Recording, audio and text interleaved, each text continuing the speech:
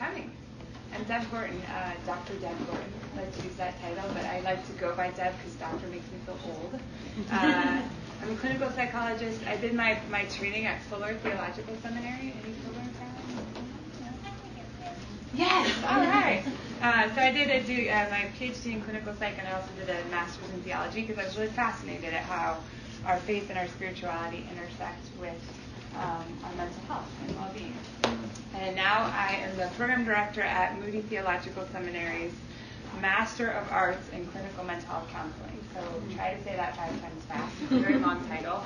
My business cards are big. No, they're not. And we have a community mental health center, and we service the city of Chicago. We partner with several churches, including Moody Church, and this idea of how we need to build partnerships between mental health professionals and the church in terms of the impact it has on transforming the city is a passion of mine. So I think it's critical, and I think we need to be having these conversations more often and more openly.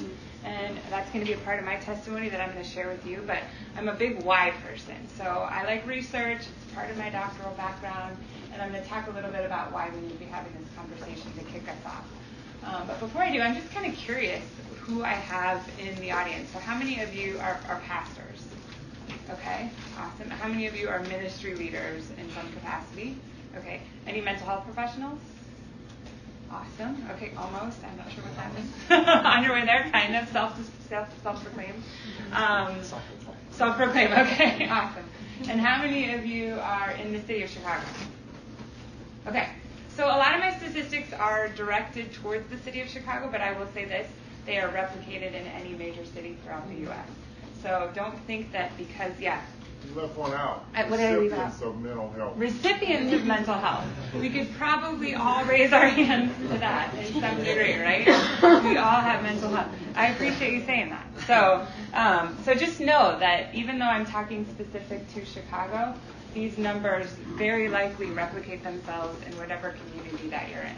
And I also really like questions. So I'm going to try to kind of not fly through, but be diligent in my time to leave space for you to ask questions, because I find that the way that this talk will have an impact is if you can personalize it to your own community, your own sphere of influence in your own life. So please know that I am open to that, and just wave your hand. And even if you need to interrupt me, that's okay. I'm a professor by trade, so I'm very used to that. All right, so let's talk about the reality of mental illness in our cities. And this is our why, right? Why are we even talking about this? This is nationwide, but it replicated here in the state of Illinois. 1 in 5 Illinois residents experience a mental illness every year, and that's regardless of any demographic that you can think of. Mental illness is a rampant reality in our communities, and if you haven't experienced it yourself, you have been touched by it in some way, either a family member, a friend, or somebody in your congregation. And when I say mental illness, I'm talking about anxiety, depression, bipolar disorder, schizophrenia, what we categorize as kind of mood or anxiety-related disorders, things that impact our ability to engage in day-to-day living activities, so working, maintaining healthy relationships, going to school, getting out of the house, being involved in our communities. Mental illness impacts all of those areas. And again, specific to the state of Illinois, almost 40% of individuals report poor mental health. So this is a reality. In your churches, it's a reality. In your communities, it's a reality. This includes in feeling depressed, feeling anxious, and limiting daily activities because of mental health concerns. More concerning to me is that 2/3 of people don't actually get help. Any thoughts on why? 2 big reasons, yeah. Shame. Stigmatization. Lack of resources. Lack of resources. Those are the 2. Lack of resources and shame. And I'm going to talk more about that as we get closer. We got to look at the reality of why this impacts our churches. So in this time period between 2009 and 2012, funding for mental health services in Illinois fell 18%. What's interesting, in the exact same, that translates to $113 million. I like numbers, right? In the exact same time period, emergency room visits for people experiencing a mental health or psychiatric crisis rose 19%. We have a need. It's not being met. We just have a little trouble hearing you back here. Okay, I'll speak louder. I know I'm supposed to stand by the mic, which I'll do. How about that? Is that better? Then you can't see this, so that's a problem. I'll just talk louder. Largest provider of mental health services in the state of Illinois. Oh, I can hold it. Yeah. I'll just do that. That's great. Thank you. Look at this. This is community in action right here. She's smarter than I am. This to me is the most heartbreaking reality. Cook County Jail. In fact, the Cook County Jail is actually considered the largest provider of mental health services in the nation. Whoa. We as the church have a responsibility here. So let's talk about what that means for our incarcerated individuals. This is finally working and kind of not working. All right, I'm just going to talk really loud because I can do that. Can you hear me if I talk this loud? We good? Yeah. Awesome. Okay. So nearly 50%, I'm talking specific to youth here, 50% of the 2 million youth that are arrested each year meet diagnostic criteria for a mental health condition. 50%. And I would imagine that number is actually low, right? Because it's something that isn't always thoroughly assessed. 20% live with serious mental illness. And these are things that are impacting, as I mentioned earlier, the ability to hold a job, the ability to make healthy decisions. For many, schizophrenia, one of the number one mental illnesses among the homeless population. And are you familiar with bipolar disorder? Okay, all right. Yes, major depression.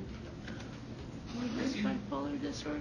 Bipolar disorder is kind of a cycling between episodes of mania. So in a manic episode, individuals will engage in very unhealthy behaviors. Most common ones would be kind of over-addictive, like substance use, unhealthy sexual activity, compulsive gambling, and then they go through a period of significant depression. So it's kind of the cycling between the two, hence the bipolar. What's interesting to me is when we see that there are programs within the community that connect youth to effective community, and that's going to be a big word I come back to over and over again, community-based services along with ongoing monitoring, we see a significant reduction in recidivism and mental health symptoms, as well as an increase in social and family functioning, which impacts stress levels, which again impacts the community. So when we step back and we look at the mental health crisis, we're spending a heck of a lot more money putting people into the prison system than we are addressing the needs that are their everyday reality. All right, so I mentioned Illinois a lot, but let's just look at cities in general. When it comes to living in the city, and there's a difference between correlation and causation, so we're looking at correlations here. It's not necessarily that living in the city means you're going to get depressed, but the reality of the numbers is here, right? So studies have shown that there's a greater risk for serious mental illness when you are living in the city. Depression, anxiety, again, some of those other disorders that we talked about. Another thing that's really sobering to me is growing up and living in a city is associated with a considerably higher risk for a diagnosis of schizophrenia. And this one touches the most close to home. Chicago, for those of us that live in Chicago, this is the most segregated city in America. Social isolation and discrimination, as well as poverty, have a significant contribution to mental health burdens in our cities. And if you want my slides later on, let me know. I'm happy to email them to you. But all of the research is quoted in here. So this is from a study that looked specifically at cities and mental health worldwide. And they also found that anxiety and mood disorders were extremely high in urban when compared to rural areas.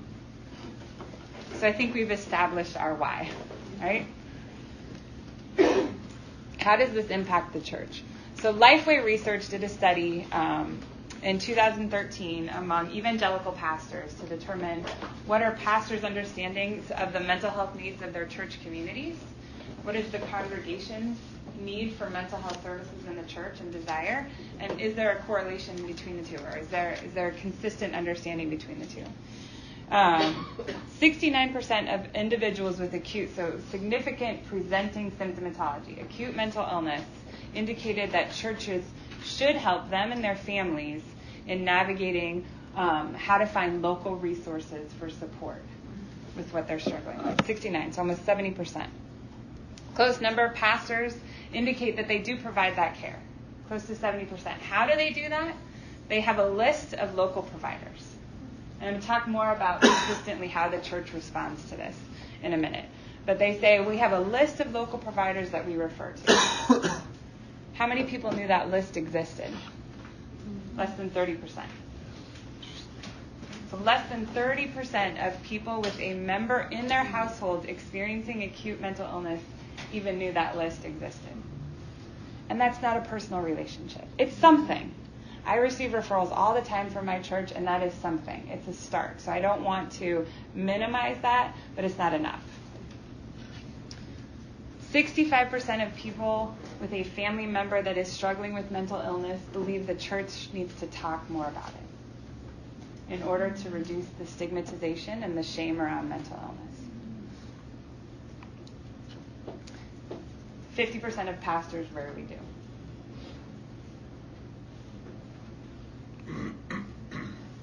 And 70% of individuals who are experiencing mental illness would prefer to have somebody in their local church be in relationship with them.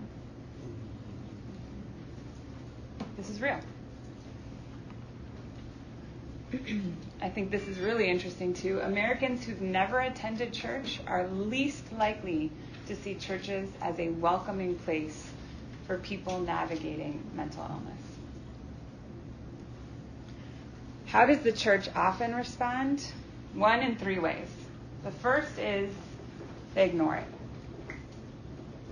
They don't address it, right? And we have a lot to deal with in the church, so again, this isn't meant to be a critical or a negative evaluation. It just is what it is. Second is they treat it exclusively as a spiritual problem. If you are navigating anxiety or depression or grief or something else, how is your prayer life? What are you reading in the scriptures? What is your relationship with God like, right? Or the third is they refer.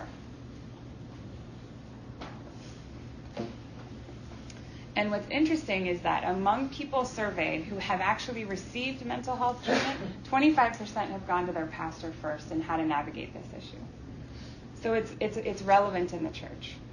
And I think the best way for me to give an illustration of what this looks like is to actually tell you my own personal story. So 10 years ago, my mom committed suicide. And I'm a clinical psychologist. I had just received my degree 2 weeks prior. My dad's a clinical psychologist. My mom had a counseling degree. Mental health, mental illness was not a taboo topic in our family. We knew about it. We understood about it, right? But here's what we didn't do. We didn't talk about it personally. Our church didn't talk about it. As a family, we didn't talk about it. Our friends didn't know about it. And my mom suffered in silence because it was a stigma. And as a mental health provider and as a Christian, she certainly shouldn't be experiencing mental health. And so she suffered in silence. And I can tell you this, when she died in her car with her Bible on her lap. And 2 months later, when I came home to help go through her things, you know what I found? Journal after journal after journal of these anguish-filled prayers to God to relieve her of what she was experiencing. So I never wanted a pastor to tell me that my mom wasn't trusting in God, wasn't praying daily, wasn't invested in Scripture, and wasn't seeking spiritual help from the Lord. Because she was. I've got the evidence to prove it. What she didn't have was a place to talk about it and feel safe about it. Because it wasn't talked about from the pulpit. It wasn't talked about in our church community. And she felt overwhelming shame and loneliness and isolation from what she was going through. And I don't think that's biblical. I fully believe in the inerrancy of Scripture, and I believe God orchestrates stories that we see throughout the Bible about people dealing with mental illness. And maybe there wasn't the terminology around that at the time, but I have to believe when I read in the book of Ruth, and you see a woman who loses her husband and her 2 sons and returns to her community and says, "Don't call me Naomi anymore," Call me Mara, because God has dealt bitterly with me. And then in 4 chapters later, those women are still in her life. That's community around mental illness. And it is uncomfortable. Because I can tell you, in the years up to my mom's death and the years following it, I hated dealing with some of the things that she was going through. I was angry. I was frustrated. I was lonely. I was overwhelmed. I was ticked at God at times. I was a Mara. And I was totally alone when it came to the church. I didn't know how to navigate it. Because they ignored it. They didn't actually, it's not that we walked into the church and they said, we don't want to talk about it. It's just that they never did. So we never felt safe doing that. And that's where we have to start. We have to have those conversations. Because the truth is, if we're a true body of Christ, then we're practicing this. We're a body together. If one part suffers, every part suffers together. If one part is honored, every part rejoices with it. Naomi, when she was bitter, angry, grief-stricken, lonely, depressed, isolated, first of all, her daughter-in-law didn't leave her side. And later on, when she navigated that journey and ended out on the other side with somebody in her lap that led to the lineage of Jesus Christ, those women rejoiced with her. God has been faithful. We have to have the conversation. So how does partnership work and how does it help? I attend a church in the city, and 2 weeks ago, they had a sermon on mental health. The entire sermon devoted to the reality of the mental health crisis in the city of Chicago. They didn't talk about it like it was something that is untouched in the church. They didn't talk about it like it was leprosy, right? Like these were outcasts in society. They talked about it from their own personal experiences. 25% of pastors, which I think also is low, report experiencing mental illness. Our pastors shared about their experiences with counseling, with depression, with grief, and then they opened up space for people to feel ministered to. They had prayer warriors available for members of the congregation to go and talk to, and they called all of the mental health professionals they knew that attended their church and said, we need you on call today, here, ready to talk about it. So if people need resources, they're connecting a face to a name to a face. And then the next weekend, they had a workshop on mental health. And this weekend, today, they're having a workshop on grief. They're talking about it. And the more we talk about it, the less taboo it is. And the more somebody's willing to walk through the doors of the church and to say, I need help. I need help. And what happens when we do that? When we build that social support into our neighborhoods, we see communities that are characterized by having buffers to stress and mental illness. We see reduction in substance abuse disorders and suicide attempts. We see reductions in things like depression and anxiety. We see transformation occur. But I'm telling you, it requires us to get uncomfortable. And this is probably the most passionate thing that I talk about. Because unfortunately, what I see more often when I go into churches, including my own, and we're human, is a very homogenous congregation. The people around me look a lot like me. The people in my community look a lot like me. And why is that the case? It's comfortable. As I mentioned, it wasn't comfortable navigating mental illness with my mom. It was very uncomfortable. It was exhausting, emotionally and physically. But it's what needed to happen. It needed to happen on a grander scale. Right? And so I want to see our church communities transform. How many of you, this is a rhetorical question, please don't raise your hand and out your churches. I'll never be called to speak on this topic ever again. But how many of you can think of your church, whether it's one you pastor, one you attend, your vision or your mission statement? And it includes something about being Jesus to other people, being the love of Christ to other people, and creating disciples. Right? Like some version of come, grow, and go. And I really think, who are we talking about that to? Because if our mission statements aren't usually exclusive, but our actions are, we have to make a commitment to get uncomfortable. It is not comfortable to be in community struggling with somebody that has significant mental health challenges. But you know what else? It is not comfortable to be in my life when I'm stressed about grading midterms. It's not comfortable to be in my sister's life when she's having a baby. We stigmatize things and we say, ooh, I don't want to go there. We make it an us versus them mindset. We're all us. We have to be willing to step into those spaces. And the first place that it starts with is talking about mental health. We have, so I mentioned, I work at Moody. We have a Master of Arts in Clinical Mental Health Counseling, and we have a community-based counseling center. This is what we're doing, and I'm going to try to generalize it to ways other people can seek these types of opportunities, right? So we have made a commitment. Moody has a good network, right? Some of you probably are in some way connected. Moody Church, Moody Bible Institute, totally separate. I know, shocker, but I bet some of you Moody, are. You're referring to, when you say Moody? When I say Moody, I'm referring to the Bible Institute. Okay. Thank you. Good clarification. So, but Moody Bible Institute is well networked in the city of Chicago. So I use those networks. I go to pastors and I say, I'm a licensed clinical psychologist. What do you need? I have a staff of 8 or 9 professionals. We will come to you and we will provide training. I have a class of 80 well-trained, excellent master's level clinicians. We will come and provide support to your deacon team, to your care ministry, to your pastor team. We will train you on what mental health looks like, when to know when to refer. That's a big question that pastors have, right? Is at what point do I refer this person to a mental health professional?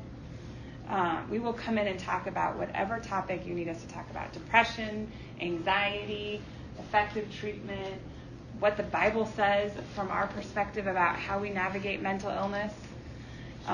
And so I would imagine that within your communities there are mental health professionals. And you may know them and you may not. And what I find is that mental health professionals, they might feel a little nervous talking in front of people, but they do love to talk about the work that they do. They just, it's kind of like volunteering in the church. When you start going to a church, you think all the needs are met. And when you're actually leading in the church, you're like, where's all the volunteers? We have so many needs. Sometimes it requires asking. And so that's part of it, right? And I think that's a big part of it. Here's the other thing. A lot of times we have this perspective that it's my responsibility to educate you. And I realize the irony of me as an educator standing up here and saying that. You know the first thing that I teach my students in counseling techniques, we have a class where they learn the basic counseling skills. And the first thing that I tell them, or one of the first things that I teach them, is that your goal is not to solve your client's problems. And they're like, what? But how do I get an A in your class? That's not the goal. Your goal is to connect with them. The least indicator of change in the counseling relationship is the technique and the theory that a counselor uses. The least impactful indicator of change in the counseling relationship. Most impactful, any guesses? Trust. The relationship. Trust. And I can tell you from my 14 years of clinical experience, not one of my clients got better because the first or the second or even the fourth or the fifth session, they came to me and I said, well, let me tell you why all of your problems are causing such misery in your life. Because what's the outcome of that? Oftentimes, shame, guilt, what? More misery. Yeah, more misery. Why can't I do something different? Why do I keep engaging in this pattern of behavior? What is wrong with me? And all of this self-judgment builds up. And they start building those walls. And they get bigger, and they get bigger, and they get bigger. No, my goal, as long as it takes, is connection. Tell me what's going on. How is that impacting your life? What are the thoughts and the messages that you're telling yourself? If they're believers, which ironically 9 times out of 10 my clients aren't, I guess that's how God has orchestrated that in my life. If they're believers, how does your faith play into this? I don't make assumptions there. Because a lot of times they're experiencing the greatest amount of guilt and shame because of their faith. Yeah. So how do I support a now teenager who I've known for a long time who's adopted and has attachment disorder, but his parents really refuse to believe that that's a thing because they believe that the Bible will fix all of it, and so they don't understand why he keeps acting out. But I don't know how to support something like that. It's a very close relationship, and so I'm not sure. Yeah. Do you have a relationship with a teenager? I'll give you another story. I'm adopted too. And you're right, there is attachment disorder. My parents were great about it. I was talking to some friends about this last night. From day one, you're adopted, you're chosen, we love you. It doesn't matter. I still felt like this rejection. And I got two. I got two rejections, right? My mom gave me up and my mom chose to leave me. There is attachment-related issues with that. And I want people to tell me, that's okay. It's okay to be upset. And it would be hard. My parents didn't deal well with the attachment side of things. They probably very similarly, they didn't want to believe that they couldn't solve all the problems or that God couldn't solve all the problems. And, God was solving it. God will redeem me someday fully in that story, right? I just needed to tell somebody to tell me, that hurts. That's painful. Because when they tried to go to the problem-solving mode, my emotions were invalidated. I felt there's something wrong with me for feeling this way, right? But as an adult, I have this beautiful thing called perspective now. And so I can look at my parents, and I know a lot of adopted parents. That's just kind of the network that God brings my way because I'm willing to tell my story. And I can imagine, it would be so hard as an adoptive parent to hear your kids feel that pain and think, but I love you so much. Why can't this solve that? So I get it from that side too. I don't hold them accountable. I don't hold them. I see where they were coming from. I see their motivation in that. So how do you address it specifically? If you have a relationship with him, validate how he's feeling. I mean, how many of us can say, when somebody just hears where I'm at, it is such a salve to that hurt. And perhaps in modeling that to him, the parents will start to see the impact that it's making. Can you take that? Go ahead. Yeah. Go ahead. Well, just make that question a little more broad now. So in the church, just people going everything spiritual, and we want the partnership, but I guess going back to resources, how to even begin to go, well, it's mental health, it's spiritual, it's physical, it's emotional, it's all these things combined. Yeah. I don't know. Well, there's a starting point. So when somebody comes to you and they say, I don't understand why I'm feeling this way. I can't get out of bed. My relationships are suffering. I'm about to lose my job. I'm crying every day. My kids are experiencing the consequences of this, and I don't know what's wrong with me. I'm praying, I'm reading the Bible, and it's not getting better. And so for you to say, it's not just one thing. Yeah. You are a holistic human being the way God created you. So what you're experiencing impacts your physical well-being, your mental well-being, your spiritual well-being. Did I miss one there? Your emotional well-being, right? I mean, I think there's actually Bible verses that talk about this, about how we're holistic. So you validate. No wonder it's impacting every part of your life. I'm here, for those of you that are pastors or spiritual leaders, I'm here to help journey alongside you from that spiritual place. And, and I'm here to pray for you. And I'm wondering if the additional support of somebody who has training in mental health care would also be beneficial. And maybe they're not ready to hear that, right? And so perhaps meeting and consistently reminding and talking about that and reducing the stigma can have a powerful impact. But again, and I'm not going to discredit my profession here. Well, maybe I am a little bit, but the reality is, let's go back to that statistic. The single biggest predictor of change in the counseling relationship is the relationship. Now, pastors, you're dealing with a congregation of lots of people. So I can't imagine that you have the time to be in relationship with every single person that walks through your doors. But this is where I'm going back to that piece of challenging our congregation to get comfortable with being uncomfortable. Why aren't they? Why aren't they in relationship with people that are struggling with different things than they are? Does that start to answer your question? Yeah? Okay. Yeah. I'm just piggybacking off of that. Tim Keller actually has a great sermon on this, on Elijah.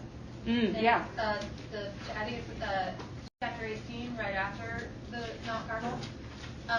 Phenomenal sermon, and I've dealt with mental health issues, and I've listened to it like 10 times. But it was so good for my community to listen to it too, that wasn't dealing with these issues, for them to understand that it's a holistic thing. He addresses all those. So anyways, I can't remember the name of it, but and that's a great point. I know you. I don't know if you had a question too, but when you preach sermons to actually incorporate that language, which does require a willingness to understand and to see what mental health symptoms look like. But oh my gosh, when Jonah talks about his despair, to me, when I hear my clients talking about depression, that is exactly what they're talking about. I mean, his imagery of what his despair looks like, to me, adequately describes what my clients in the worst, most darkest place of their depression is experiencing. And can you imagine the impact that you might have as a pastor, for those of you that are pastors in the room, if you were to share that from the pulpit? If you were to describe what Jonah was going through within the framework and the context of mental illness and depression, they're connecting with people biblically now, right? I mean, I almost went to law school because my parents named me after a judge in the Bible. That's how much I connected with that story. It had a profound impact on me. And if we continue to break those stigmatizations by pointing out how God clearly addresses mental illness in the Bible, now it's a topic we can talk about. Yeah. I mean, I'm personally a recipient of, but I'm also, when I'm pastoring a church, I also believe that when people want to enter discipleship, I tend to try to figure out life stories and making sure that I'm trying to get to know their mental, all this, because I do believe that needs to be resolved first before they enter discipleship, or else they wouldn't be able to grow it. Here's the issue. If you're in a city, when I went to a network, we have a problem with an individual not just connected. We attempt to connect it in no matter how close situations it is. She doesn't want to connect back. And we know that we are limited in many different ways. We want to find places of resources, go to the network everywhere, call all the therapy, all its vacations not available. So what do you do in a city? It's just I'm in Seattle. So. Okay. I have a vision for this. So if my understanding, you're saying you have somebody who comes into your church, they're navigating mental illness. You try to connect them. And when you say network, are you talking about insurance? Like somebody? No. Network means like I'm under the PTA. I went through every single pastors, calling them, connecting with them, figure out what the congregations have, what kind of mental, like went through and then go through all of this. It's just calling weekly after weekly, congregations calling every week, just no available, no reply, no return. They're on vacations, and this has been going for about a year. So what do you do? I mean, if we didn't make any attempt, that's our fault. Right. But you just go through everything and you're willing to go 3 hours away just to drive to figure out mental, but just connect with. Yeah.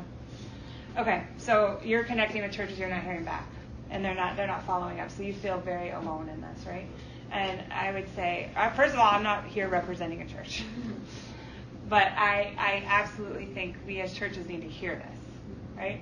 So here's my vision for what I hope to see our center do.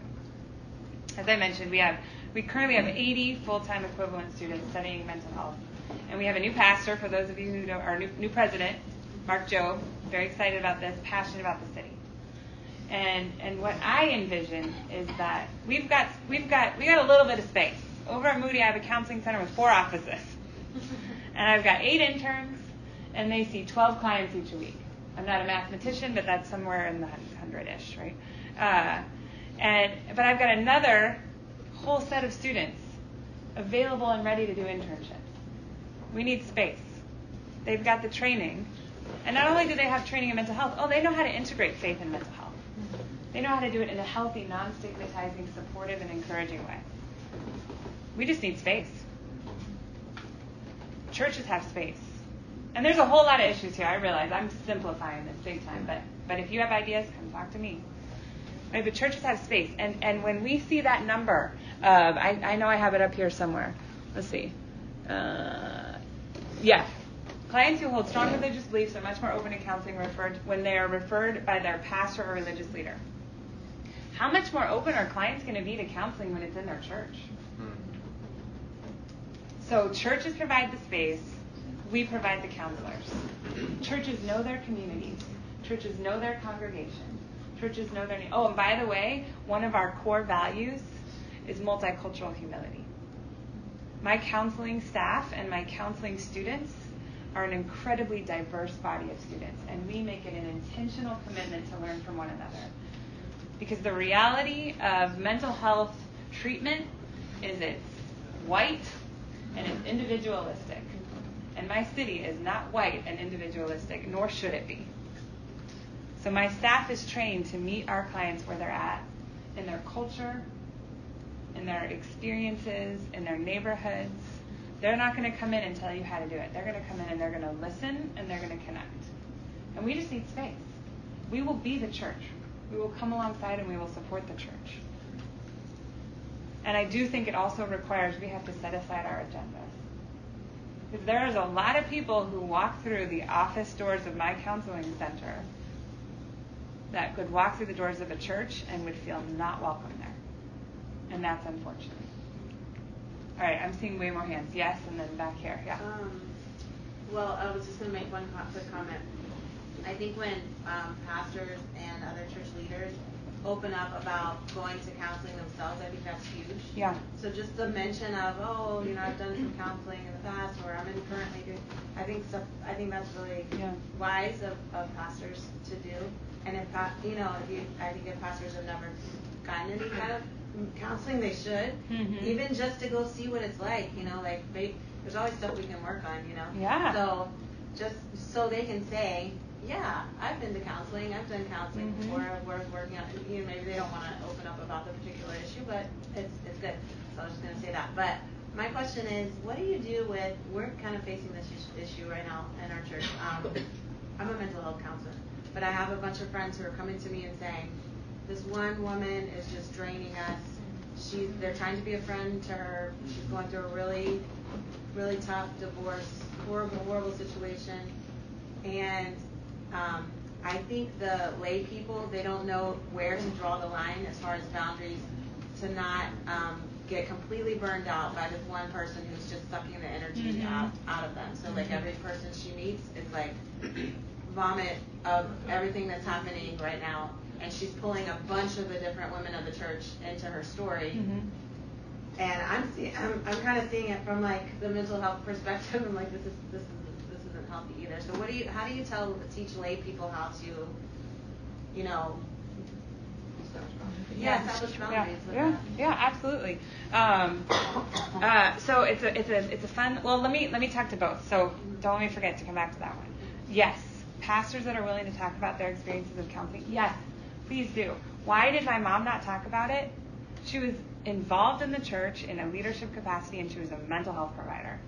She thought, I can't say that. If I admit that I'm struggling with mental illness, people are going to think that I'm not capable of doing my job, which is a total lie from Satan. Because we are all sinful and we are all broken, and if that were the case, none of us can do our jobs. Right? So that's a fear, and the last time I checked, the Bible says we do not carry a spirit of fear. Ask yourself, where is this fear stemming from? And oftentimes I see, and this is just me, my experience, the fear stems from this. I'm holding my congregation like this, and my leadership role like this, and my church like this. I need to be walking around like this. And I need to be okay with standing up in front of my congregation and sharing about my struggles, and that might cause people to walk away. And that's a really scary thing. But if it leads to one person coming to know the Lord, that's a sacrifice I'm willing to make. So that's one thing. 2, boundaries. Boundaries are a beautiful thing. Boundaries are necessary. Jesus had boundaries. And I do think part of it is we get some people who are willing to do that uncomfortable thing, but it's just 1 or 2, and they carry the brunt of the burden. And if the full community was coming alongside those that are more challenging to love on, I like to use this phrase, if you've ever read the book, Crucial Conversations. There's a statement in there about I hate this statement. Love the sin or hate the sin. Oh, I can't stand that statement because it's so like, oh, you're over there and I'm over here, right? I love people that sin differently than I do because I'm a sinner too. So if we were coming around one another because we're all sinners, we're all struggling, then true community would be meeting this person's needs. But that's not reality. So it's this dance between validation and change. I'm going to validate where you're at, which we fail to do very often. And I struggle with this. I'm a problem solver. People come to me and I'm like, let me tell you what you can do. And they're like, I just wanted to hear you tell me that it's, that it's tough and it's rough. And talk about the irony of a mental health provider dismissing those things. But we need to validate what they're going through, and then hold them accountable. And we need to clarify expectations up front. So I think this is a core part of training any type of, whether it's Stephen's ministry, any type of lay counseling ministry. What are the expectations up front? And then communicating that to the person. So they're going to try to, in our clinical world, we call it triangulate, getting anybody on your side that you possibly can, right? Which is what she's trying to do, which is oftentimes mostly rooted out of insecurity that there's something wrong with me and nobody else. So if I can get you to partner with me, then I know you don't think there's something wrong with me. That's kind of the unconscious motivation. This is tough. What you're going through is really painful. And I know it feels lonely and it feels overwhelming and it's scary. And your fear is that you're navigating this alone and that you're going to be alone forever. And I can tell you that is not true. And I am here for you. This is my capacity right now. And we have to be willing. My friend Sarah in the back, she tells the story. She probably doesn't know I use it all the time. Her sister mentors people. I think it was your sister anyway. And she had a mentor over to her house while she was cleaning out her pantry. Do we ever think about doing that? No. I know for me, I'm like, all right, I better be scrubbing my toilets and cleaning my kitchen and for my guests to come over. No, I don't have to have a perfect life to be involved in other people's lives or to have them involved in mine. My kids are screaming, I got to make dinner. You can come over and give them a bath while I make dinner, and I'm here for you, and I'll listen to your story. So we've got to shift our framework around what it means to be there for people. But we also need to do the and, right? Which is, so I want to be here for you, and I've got this going on right now. I can meet for coffee on Thursday at 2 o'clock. We do have to set those boundaries, but we oftentimes kind of pick these black or white responses. Like, I can't do it at all, or I have to be all in if I'm going to say yes. We can set boundaries. That is healthy, and that's important. Yeah. Next, yeah. I'm wondering what maybe, so you're working, remind me what institution, you're doing Moody, the seminary. So I'm teaching a grad school. It's a clinical mental health counseling program. People who come out of the program are health?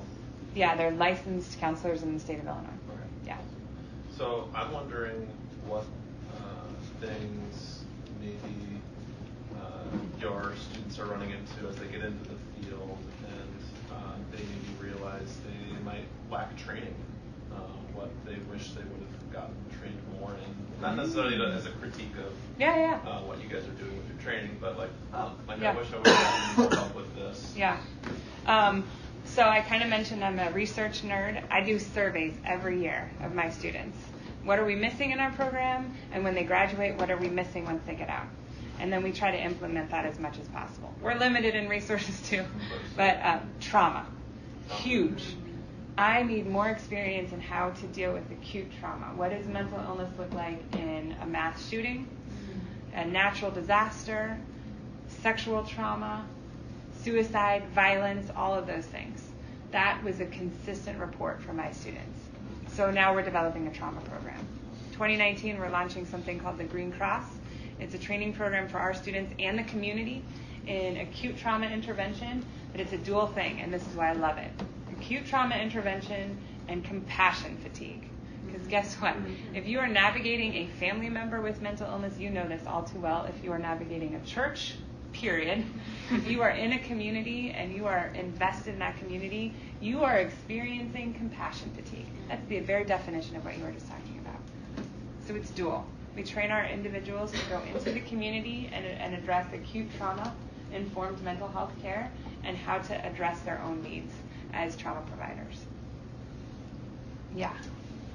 There's enormous research that has been done in secular circles for mental health that's actually very biblically sound and wonderful. how are you bringing that training into a biblical context and encouraging pastors to actually understand that there are very, very competent non-Christian mental health providers, psychiatrists that must be brought into that community of care? Yeah.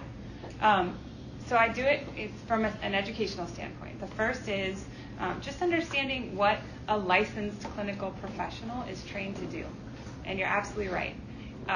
If I filter everything through a biblical worldview, which is what I do, that's where we start at Moody, Biblical Foundation for Personhood, and then we start bringing in the research and the training, and we say, how does this fit within the lens of our biblical worldview? Very basic example. Be anxious about nothing. How often do we stop there? Right? Be anxious about nothing. So if you're anxious, there's something wrong with you. This is a cognitive behavioral prescription for how to deal with anxiety. Be anxious about nothing. And, I know it says but I like to change to and. And when you are, that's my DGV translation of the Bible, pray about it, petition God about it, and what's the third one? Come on. Thanksgiving. Okay, there is research, secular research. They hooked up these people's brains to electrodes, and they said, what happens when they engage in gratitude? Oh my gosh, the structures of their brains changed. This is biblical. I have got my non-Christian clients doing gratitude journaling, and they have no idea this is a biblical prescription for how to deal with their anxiety. So we have to look at how the Bible's our ultimate truth. Everything we know about the world is in the Word of God, right? And the other thing I say is, as a licensed clinical mental health professional, and this is a challenge sometimes in a place like a faith-based institution where, they want to know that we're speaking biblical truth explicitly into people's lives. But the reality is my profession says I cannot impose my values on my clients. So if a client comes in and they are navigating a world that is very different than my value world base, I respect that. Respect and agreement are not a synonym. I respect that. I meet them where they're at without judgment. So would a mental health professional who has no faith-based training with a Christian client. A good one. Correct. So the other thing I do when I go into a church and I do a deacon training, and this was actually feedback from a deacon training I did years ago. They said, Deb, we would encourage you to tell deacons and people that even come to you that want to connect with a clinician, and we have a dual relationship, so I can't be their therapist. Let your provider know that you want to integrate your spirituality and your faith into the work that you're doing, because they may not ask. I think it's important to ask, but not every professional will. But if they are a competent clinical mental health provider, they know how to navigate that. And at the very least, they will ask the client, what does your faith mean to you, and how does it play out in your day-to-day life, and as well as how you navigate the challenges you're experiencing? Great question. Yeah. So what happens if, like where we are in Colorado, there's a giant backlog in terms of the amount of mental health professionals we have in our area and the amount of people who need mental health assistance. And so what do you do when you have somebody in an acute mental health thing and you call up the local mental health facility and they say, oh, well, we can get them in a month? Like, then what? Yeah. If it's a matter of life or death, you send them to the emergency room. Sure. But if it's a matter of, this is where, again, I'm going to go back to, as churches, we need to, it's not the be-all, end-all. It's a Band-Aid right now on a really massive problem. But Saddleback Church, for those of you that are familiar, they're doing a really great job. They run groups every day for everything you can imagine. Grief, addiction, mental illness as a broader caveat, navigating families with mental illness, navigating families with individuals with different cognitive abilities, and other able-bodied individuals. So I think, all right, then stepping back and as a church saying, well, the community isn't addressing this, how can I? What do we need? What resources are out there? And then again, reaching out to mental health professionals in the community and saying, we have a need, can you come to us? Over there and then back there and then, I'm not completely sure how to articulate this, but there is that idea that pastors should be able to counsel, provide counseling, and yet we see maybe sometimes more harm than good. Can you talk a little bit about how to maybe have that conversation with pastoral staff you're not a professional counselor, I mean, and like maybe where's the boundaries too for them? You know, it's great if you meet with this person for this amount of time or things like that. Yeah. I mean, my snarky comment is, I have a master's in theology. Are you comfortable with me providing pastoral care to my clients? That's my snarky comment. That's not what I really say. That's not what I really say. Please don't tweet that out. No, I will say that, but I kind of do that, right? I'll say to my pastors, I say, if I'm working with a client who is struggling with a theological issue, I'm going to direct them to you. Please do the same. Really, what I do is I tell them these numbers. And they're like, I have no capacity to handle this. And I go, I'm here to help. Let's do this together. I respect your knowledge, your biblical knowledge, wisdom, and insight, and I will always defer to that. Please use me as a resource for navigating chronic mental illness. And if I need to, I'll share my story. That can be helpful. I recognize not everybody has a story. But I can talk about the outcome. And I would imagine every single one of us in here has a story of shame. Pastors have significant stories of shame. And so I'll talk about, even though I believe in a God of miracles and a God that we can pray to who can solve anything. He can cure cancer. He can cure any medical illness. He can cure any mental illness. And sometimes he doesn't. Sometimes we bring professionals in, and that's part of the body of Christ. And so that's usually where I go. Once they recognize the overwhelmingness of the need, they're generally pretty happy to say, oh, yeah, please. Yeah.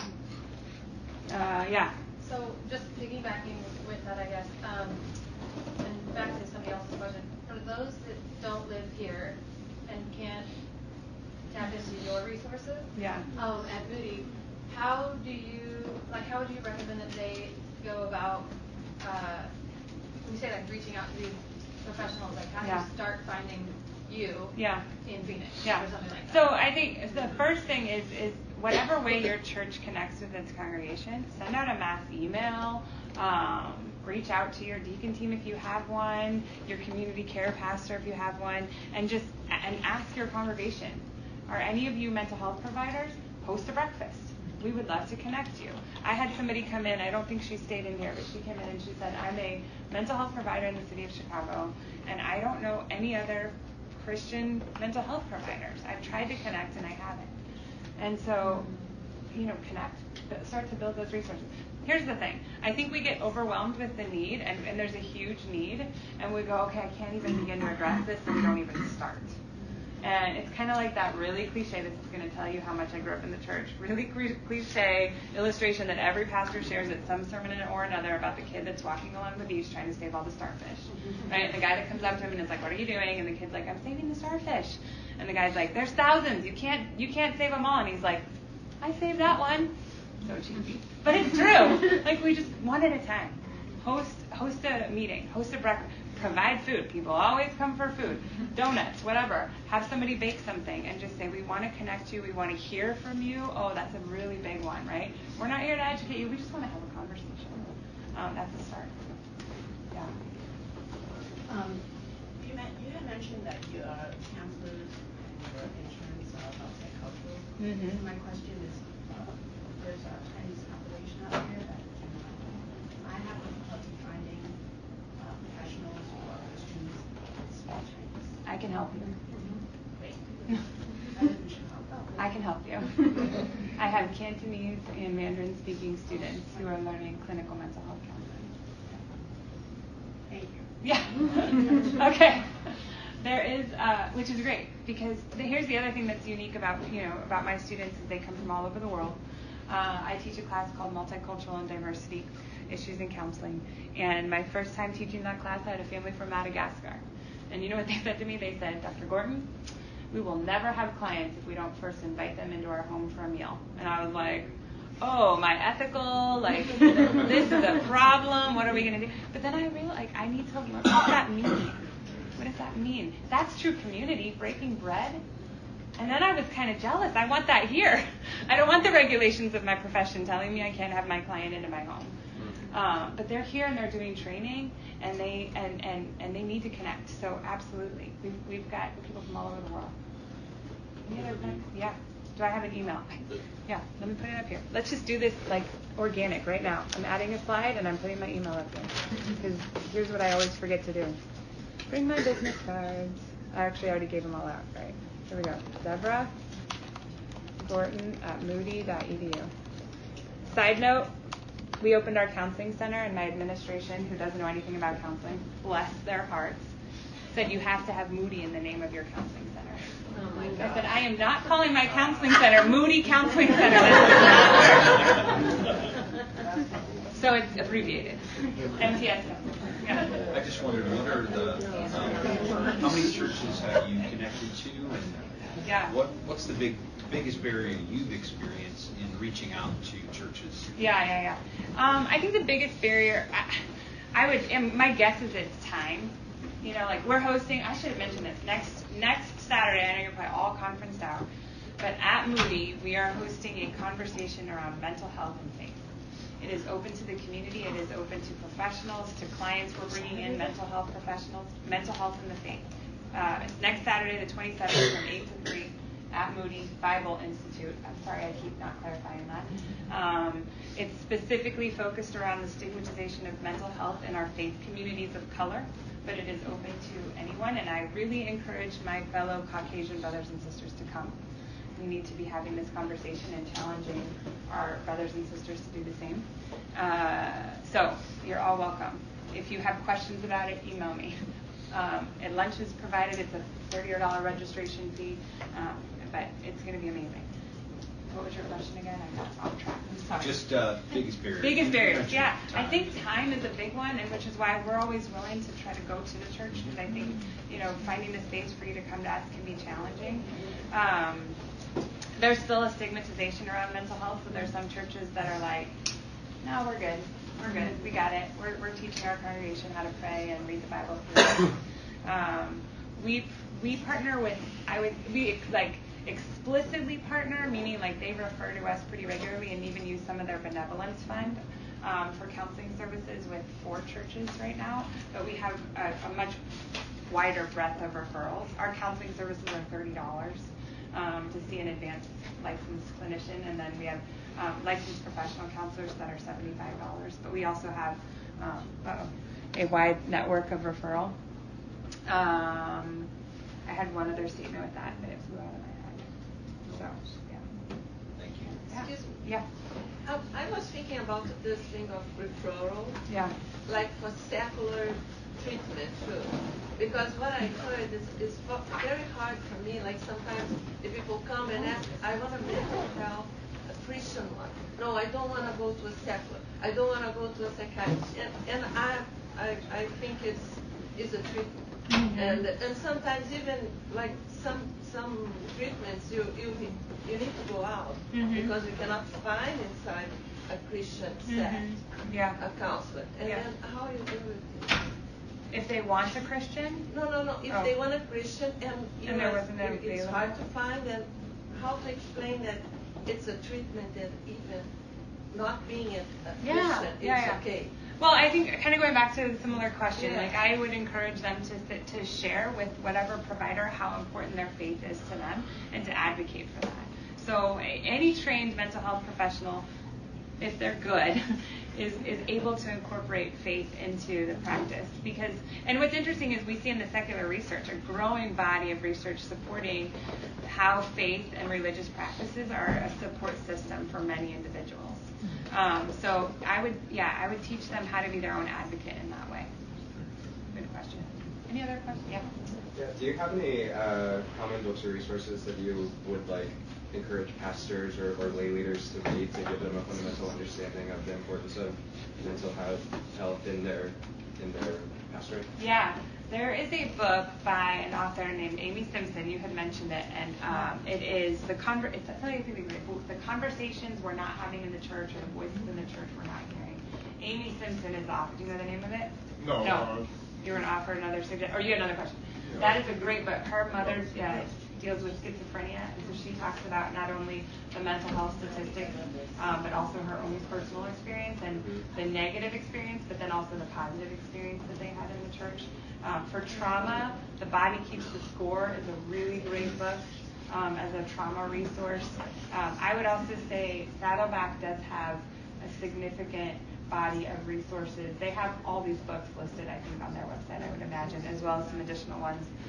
And they offer kits on how to start mental health programs within the church, support groups, referral sources, communities around mental health professionals. And if you just Google, maybe just Google Rick Warren and mental health, it'll pop up. Jay Adams, How to Help People Change. I don't know if you read it before. Yeah. Really simplistic, very good. Yeah. I have resources on addiction. Okay. Yeah. That's what I write. I have a colleague, just to kind of give you an idea. I have a colleague who counsels individuals with sex addiction, so pornography, prostitution, you name it, the whole gamut. 90% of his caseload is believers referred from the church. So the other thing I think we can tell ourselves is it's no different within the church than the outside community. As sobering as that reality is, it's prevalent in our congregation. Anything else? I should probably end this. We're 10 minutes over. But I'll stand up here if you have questions. Thank you for coming.